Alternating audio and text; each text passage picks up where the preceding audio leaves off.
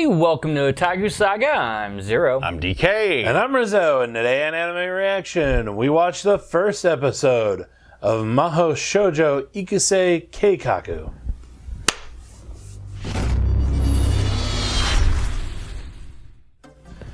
If you want to check out our reaction to the first episode of the Magical Girl Raising Project, hit that link in the description below. And be sure to give us feedback in the comment section because we love hearing from you. And as always, if you like what you see, subscribe to Otaku Saga. And don't forget to like and share our videos. And thanks for watching. So, on the first episode of the Magical Girl Raising Project. In the first scene of the first episode of the Magical Girl Raising Project, shit went south. Sort of? Yeah, I'm kind of wondering if it's one of those where we're seeing like one of the last scenes first. Like Citizen Kane. Or we're seeing a real-life rendition of what was going on in the game. Ooh. Maybe. Okay. Interesting. The game doesn't seem that involved, though. Well, It doesn't seem that gory either, but it's good. basically what happened was, you see a bunch of death, Yeah. Yeah. right? You see a bunch of blood, and then you see this big shadow demon thing. I could see where you're coming from, where I didn't really look to see if all the bodies were the same. Because she did mention that she went through, 14, 15 times or something. Ah, okay. So I could see where That'd you're be coming from there. But after real. that, you see the girl and playing with her phone and looking at the shadow character and her magical girl character. Yeah. Anyway, so it shows her name is Koyuki Himekawa, and she's playing a brand new game where you get to be a magical girl. And the company claims that 1 in every 1,000 players gets to become a magical girl for real. Now, if I were running that, probably set up a experience perhaps, maybe kind of doll, the lucky winner up or something, a little sweepstakes, yada yada. But no, this is totally for real. Like Last Starfighter. That's an old reference. Nice. So it shows her. The next day on the train with her friends going to school, and they're talking about these magical girl sightings, and the classic blurry picture. Yeah. Can't tell what it is. Yeah, Bigfoot.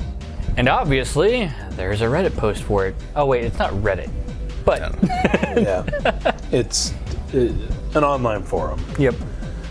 Yeah, blending for basically showing blurs that are supposed to be magical girls doing good deeds. Like beating up the mafia and things like that. Yep. Anyway, so it really sets up Koyuki as one of those, kind of like Monica, actually. Starry-eyed, obsessed with magical girls, wants to be one more than anything. Yep. But still rooted enough in reality. So, Yeah. Just a big dreamer of a young girl. She's rooted enough in reality to have that kind of, be a little bit cynical about like the company saying that The rumors. Yeah. Yeah. But then I guess it was that night in her, she's playing the game in her room, and the mascot of the game, Fav, the little white and black, looks like the bear thing from Danganronpa. It looks like Rikuma, but if Rikuma was a Digimon, this would be the rookie form. That's a good analogy, actually. Great analogy. But yeah, it comes on and it's like, congratulations, you can become a real magical girl. Wait, what? It's a flash event? No, I'm talking to you, bitch. What? Pretty much. Yeah. So she looks at it, it says, press here to become a magical girl. She hardly even thinks about it. And just a huge explosion Yeah, of geometry. And later, we got a magic girl transformation scene. There you So go. she turns into the magical girl Snow White, who has the power, The power to hear the voices of people in trouble. Yeah. Lassie! given what the magical girls do in this series so far, her power is actually the most useful. It is useful, but it would be annoying as shit. Yes, it would. I mean, like, I'm actually reminded of the story of Avacyn from the most recent Magic the Gathering lore books. One of the first books was her going through all the prayers that she hears, and how one of those prayers actually drove her insane. Yeah, I was reminded of the movie Bruce Almighty. The voices, the world, that's just Buffalo from here to here. I forgot exactly the streets mentioned, but yeah. That would drive me batshit crazy. I'd rather have, what's her name? Rise? Or Ripple, the ninja. Ripple, yeah. I'd have her power. Yeah, during the eye catch, during the commercial break, it showed Ripple and said that her power is to never miss a shot with her shuriken. Congratulations, Ripple, you can now use Swift. Nice. By the way, I fucking love Swift. Bulls. If you're going up against somebody who reduces your accuracy. Or likes to fly and dig a lot. Yeah. You can't run, you can't run. It's not very powerful, but damn it, I will chip away. I'll take a guaranteed hit any day of the week. But it actually, like, we keep waiting for, like, the other shoe to drop. But this series is so far being more or less on the cheerful side. Well, so far. For now. Except for that very opening scene. Well, that's because we kind of adopted a consensus that scene is a flash forward at first. And that kind of colored our perspective on the series. Yeah. Ish. I mean, it's definitely changed my color, but until you crafted that theory about that being a representation of her failed attempts to fight the shadow demon thing, that changed things. But so it shows her going around town and saving people, helping people out, getting cats out of trees, helping old ladies cross the street, yada yada yada yada. Yeah, and then she finally goes home at night. By the way, she transformed when she wasn't at home. So does her mother think that she never came home? I'm just saying. Because she didn't come in through the window. I'm just saying, if it were me, I would have gone home and then transformed, been like, oh hey, I'm gonna study or something like that, and then transformed in the room and left. Or something like that. I mean, you could, that's still dangerous because you could still get caught, but she is an 8th grader staying out till midnight. I don't know, maybe she has some sort of magic on her mom that makes her not worry. Yeah, perhaps. Oh. But so, when she transforms back, Fav comes on her little magical phone thing and tells her that she can go into a chat room to chat with the other magical girls. Oh, you've been a magical girl for about a week now, but we'll go ahead and let you into the chat room now. Yeah, right. Should have told me when I started this thing up, but okay. Yeah. Anyway, she goes into the chat room. It's very reminiscent of Gaia Online is what I thought. Gaia Online, I was thinking Maple Story. Yeah, I was thinking Maple Story. But those really... they're both really similar. Yeah. I never played Maple Story, so... Well, pretty much imagine that as a side-scrolling 2D MMORPG. Yeah. But, so she goes in there. She doesn't meet all of them. They said 15 in the city at the time.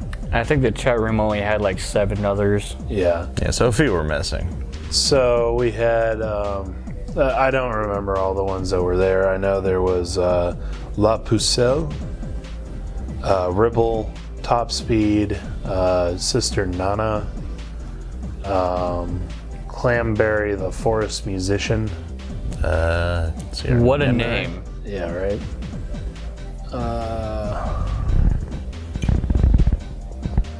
I just don't remember all the ones that were there. But basically, they kind of give her a little bit of a lowdown, There's a top of the week board somewhere. Yeah, and it turns out our good girl Snow White has the high score for the week. Indeed. When it comes to gathering magical it has to do with candies. that power, I think. Yeah, probably. Because she knows what. She basically has the power to She can pick, know where to get magical candies. and she just goes Whereas right to everybody else actually has to do some legwork. it. Fair enough. So she leaves there, and then she gets a message from La Pusille asking to meet her. And then La Pusille says that she will train Snow White in being a magical girl. And reveals that some magical girls work in groups, some work in pairs, and basically says that she would like to be a pair with Snow White. And then reveals that she knows Snow White's real name, because then she reveals that she is actually he. It is Sota Kishibe. I thought his last name was Hideyoshi. Close. Which happens to be a friend of hers from elementary school. Yeah, childhood friend of Koyuki's from Who also elementary loved magical girls. Yeah. And was disappointed way back then that girls can become magical girls, guys just become mages. Yeah. But his dreams finally came true. He became a real girl. I mean, magical girl. Oh man. And as it's revealed, this is one thing, like, I don't know why I was so curious about it, but it's just like, when you have those gender bender characters, it's like, do you get the full, like, package, or... Yeah, I was thinking... From what he said, he is 100% anatomically female. When he transforms. Tits and all.